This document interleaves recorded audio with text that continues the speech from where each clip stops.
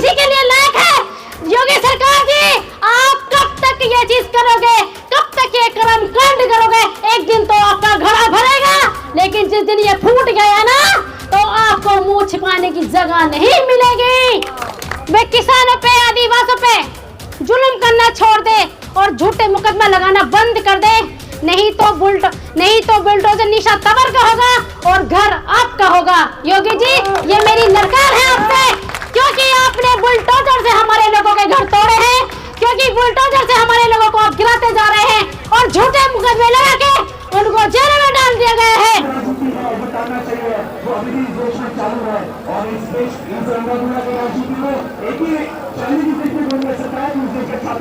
बिजनौर के चांदपुर शहर से आई मेरी महिलाएं, मेरी माताएं और मेरी बहनें, जो कि 2 दिन से भूखी प्यासी यहाँ पर चल के आ रही है। उन्होंने काफी समय तक लंबे वो पैदल चल के आई हैं, आधे रास्ते पैदल चल के आई है और आधे रास्ते वो व्हीकल से ही है, क्योंकि जो उनका परिवार है आज दुखों से मारा हुआ है। उन्होंने लाठियां झेली हैं, पुलिस की लाठियां झेली हैं, डंडे झेले उन्होंने, उनके कपड़े फाड़े गए हैं। इस प्रशासन ने उनको अपने बाबा साहब की प्रतिमा बचाने के लिए, उन्होंने वो बाबा साहब को बचाने की मूर्ति बचाने के लिए वो हर हद से गुजर के चली गई। उन्होंने जाके वहाँ पे आमना सामने किया, पुलिस के साथ लाठी खाते गए, पिटते गए, कपड़े फटवाते गए, लेकिन उन्होंने बाबा साहब का पीछा नहीं छोड़ा और न ही उन्होंने पीछे कदम हटाया। वो संघर्ष करते रही हमारे। मैं इन सभी महिलाओं को सैल्यूट करती हूँ, क्योंकि ये एक मतलब कहते हैं ना कि झांसी लक्ष्मीबाई और फूलन देवी से महिलाएं कम नहीं है। तो आज हमें दिखता है कि हम शायद 100 पे भारी हो सकते हैं, एक महिला 100 पे भारी हो सकती है, ये महिलाओं ने दिखा दिया है। और यहाँ पर महिलाएं सबसे ज्यादा हैं।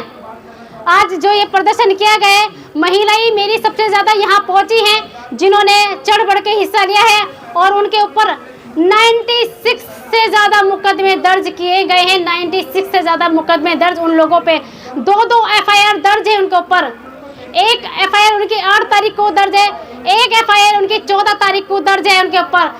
मैं योगी आदित्यनाथ जी से अपील करती हूँ, मैं आग्रह करती हूँ सरकार से कि इनके मुकदमों को वापस लिया जाए और जो भी मेरे पिताजी हैं, यानी कि जो मेरे पिताजी 70 ओल्ड ईयर हैं, जिन्होंने 3 बेटे को कांधा दिया है, और मतलब मैं उस पिता की बेटी हूँ जिन्होंने 3 बेटों को कांधा दिया है, उनको आज 17-18 दिन हो चुके हैं, वो जेल के अंदर मरने के लिए सरकार ने छोड़ दिया है।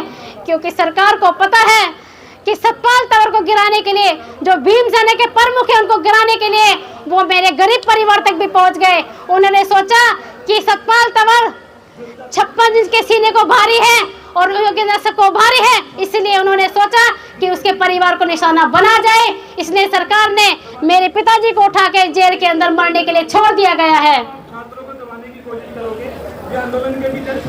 मैं निशा तंवर एडवोकेट आपके सामने मैं यूपी की योगी सरकार को ललकार करती हूँ कि हमारे गरीब मजदूर, वे दलितों पे, वे मुस्लिम समाज पे, वे किसानों पे, आदिवासियों पे जुल्म करना छोड़ दे और झूठे मुकदमा लगाना बंद कर दे, नहीं तो बुलडोजर निशा तंवर का होगा और घर आपका होगा। योगी जी, ये मेरी नरकार है आपसे, क्योंकि आपने बुलडोजर से हमारे लोगों के घर तोड़े हैं, क्योंकि बुलडोजर से हमारे लोगों को आप गिराते जा रहे हैं और झूठे मुकदमे लगा के उनको जेल में डाल दिया गया है। आप आकाश, उसको फिरोजाबाद में देखो, जेल के अंदर आकाश भाई को मार दिया गया है। आप अलीगढ़ में देखो, गौरव को मार दिया गया है। आप रामपुर के अंदर देखो, 16 साल के लड़के को बाबा साहब की प्रतिमा बचाने के लिए गोलियों से भून दिया गया है। क्या ये आपकी सरकार है? क्या इसी को आप चलाना चाहते हैं? क्या आप इसी के लिए लायक है? योगी सरकार जी, आप कब तक ये चीज करोगे? कब तक ये कर्म कांड करोगे?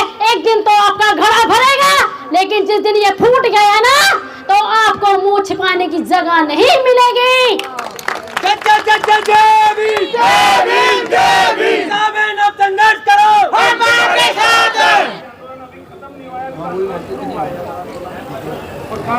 क्योंकि अभी आपने देखा होगा जिस तरह से हालात चल रहे हैं, एक मेरे साथ नहीं मेरे पिताजी के साथ नहीं कि मैं अपने पिताजी के लिए मैं हर मिशन में पहुंचती। और रहे सतपाल तंवर जी, मिशन के लिए मैंने अपने दो बेटे मैंने अपने कुर्बान करती हूँ। मैंने अपने दो बेटे को खोया है। इस मिशन के लिए मैंने अपने दो बेटे खो चुकी हूँ। तो मुझे भी पता है दुख क्या होता है। क्या मेरा इनकी सतपाल तंवर की पत्नी होना अपराध है? क्या शिवचरण की बेटी होना अपराध था या यूपी की बेटी होना अपराध है? मैं ऐसे नहीं डरने वाली, क्योंकि मैंने भी शहीद करने के लिए छोड़ दिया है। अगर एक सतपाल तंवर शहीद होएगा ना तो अनेकों हजारों सतपाल तंवर पैदा होंगे। यह भीमसेना की दहाड़ है। जय भीम, जय भारत।